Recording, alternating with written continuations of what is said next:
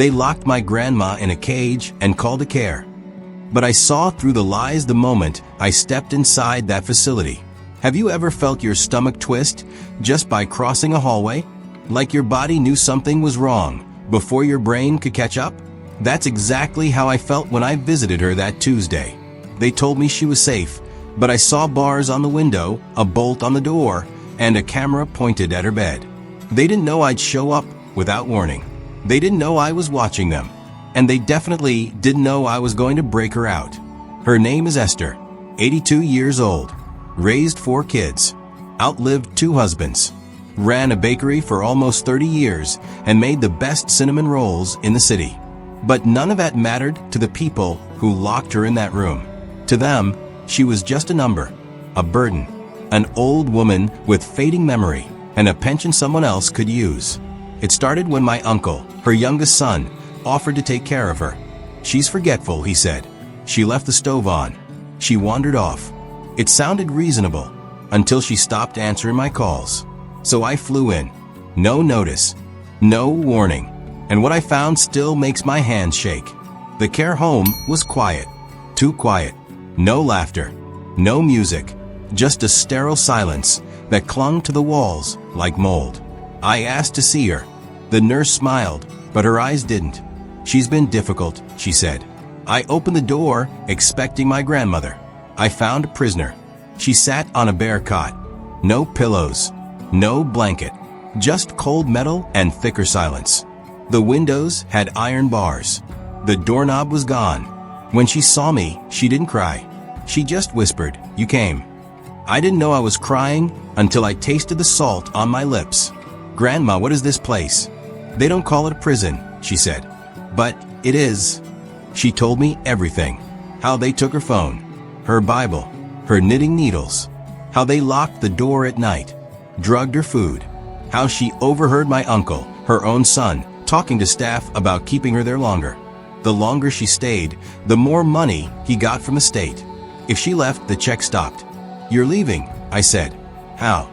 I reached into my pocket and pulled out my phone. "I'll get you another. I'll slip it under the door. I'll call you at 2 a.m. When you hear my voice, follow it." She hesitated. "What if I forget?" "You won't," I whispered, "because you've never forgotten me." That was the moment everything changed. I didn't just want to save her. I wanted justice. That night, I drove 2 towns over and bought a burner phone. No tracking, no ID, just numbers and silence. I programmed my contact name under Estella, an old nickname she used in her youth in case someone saw it. I waited until dusk. Then I returned to the facility, not through the front entrance, but through the back. There was a broken part of the fence behind the kitchen delivery dock. I remembered it from my last visit. I slipped through and approached her window.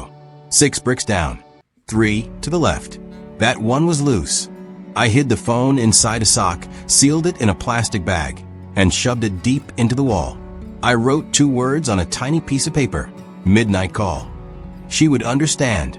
The next day I brought flowers, pretended everything was normal.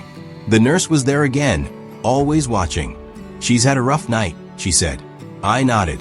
"Can I just have 5 minutes?" She allowed it. I walked into the room. Grandma was sitting in the same spot. Same clothes. Same blank stare. Except her eyes. They were alive now. "I found it," she whispered. "Good. Remember the time?" She nodded once. "Midnight." "No. 2 a.m. "Right. 2. Just then, the door opened. A man with a clipboard stepped in. "You're the granddaughter?" "Yes." "Who are you?" "Director of Security." "Security. Not care. Not wellness. Security." "Your visits are frequent," he said. "She's my family." He didn't smile. "This is a controlled environment." I smiled politely. "Thanks for the reminder." The clock was ticking. I needed help. I called Maya, my best friend, a nurse, loyal to the bone. "I need you," I said. "It's time." "I'll bring a uniform and gloves." "What's the plan?" At 1:45 a.m., we met behind the fence, both dressed in black. I had bolt cutters. Maya had a nurse badge and a heart of steel. We slipped through the fence, ducked under a camera, and approached the rear laundry exit. 1:59 a.m. I called. No answer. Again. Still nothing. Third time. Click. I'm ready. My heart dropped. Follow my voice. Quietly. Slowly. We guided her through the hallway. She walked like a ghost in slippers. But she moved. 1 foot at a time. A miracle wrapped in silence. At 2:07 a.m., we reached the rear gate. She stepped through.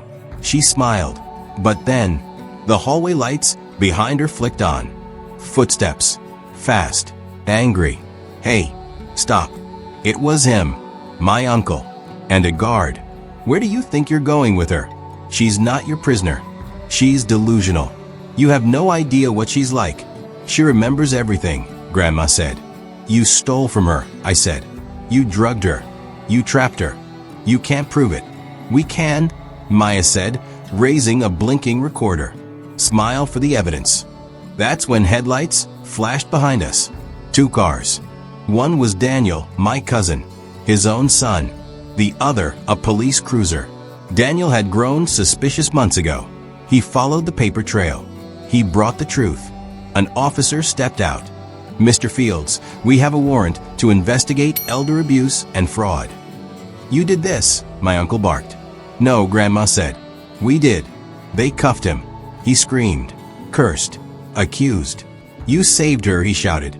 She's senile. No, I said. She's free. At my apartment, hours later, Grandma sat wrapped in a blanket, sipping tea. The city was quiet. The stars outside blinked like they knew. I thought I'd forget everything, she whispered. You didn't. I thought I'd be too weak. You weren't. I thought no one would come. I always will. She smiled. Even if I forget, that someday, promise me you won't. I won't. We pressed charges. We won. The home was shut down. Donations flooded in. Lawyers stepped forward. Advocates shared our story. But none of it mattered more than what she said one night. You reminded me who I am. Not just your grandma. A woman worth fighting for. So listen to me now. If someone you love is aging, watch. Ask questions. Visit often. Look deeper. Because abuse doesn't always scream. Sometimes it whispers behind policy and paperwork. And if you ever find yourself slipping a phone under a door, whispering 2 a.m., be ready. Know this. You are not alone. Share this story.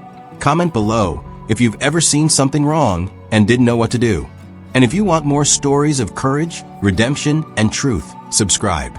Because sometimes the quietest people are living the loudest nightmares. And your voice might be the one that sets them free.